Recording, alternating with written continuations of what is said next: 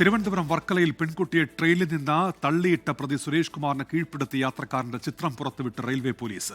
ഇദ്ദേഹത്തെ തിരിച്ചറിയാനുള്ള ശ്രമത്തിലാണ് പോലീസ്. ശ്രീകുട്ടിയുടെ സുഹൃത്ത് അർച്ചനയെ രക്ഷിച്ചതും ഈ യാത്രക്കാരനാണ്. കേരള എക്സ്പ്രസിൽ പെൺകുട്ടിക്ക് നേരെ ആക്രമണമുണ്ടായ രാത്രിയിൽ ഒരു യാത്രക്കാരന്റെ ഇടപെടലാണ് സുഹൃത്ത് അർച്ചനയെ രക്ഷിച്ചതും പ്രതിയെ കീഴ്പ്പെടുത്തുകയും ചെയ്തത്.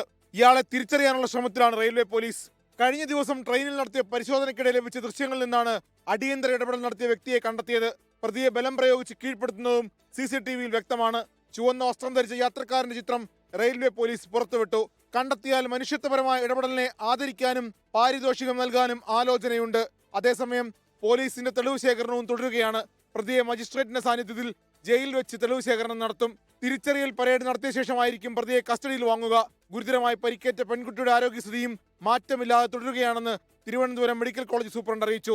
ശ്രീകുട്ടിയുടെ ആരോഗ്യനില അതുപോലെ സ്റ്റാറ്റസ് കോ തന്നെ തുടരുന്നത്. റിപ്പീറ്റ് CT എടുത്ത സമയത്ത് അതിൽ മാറ്റങ്ങളൊന്നും വന്നിട്ടില്ല. ഇന്നും ഇപ്പം ന്യൂറോളജി പ്രൊഫസർമാരും ക്രിട്ടിക്കൽ കെയർ വിദഗ്ധരും അതിനെ റിവ്യൂ ചെയ്തിട്ടുണ്ട്. പ്രതീക്ഷിച്ച ഒരു ഉണർവ് ആ കുട്ടിക്ക് വരുന്നില്ല.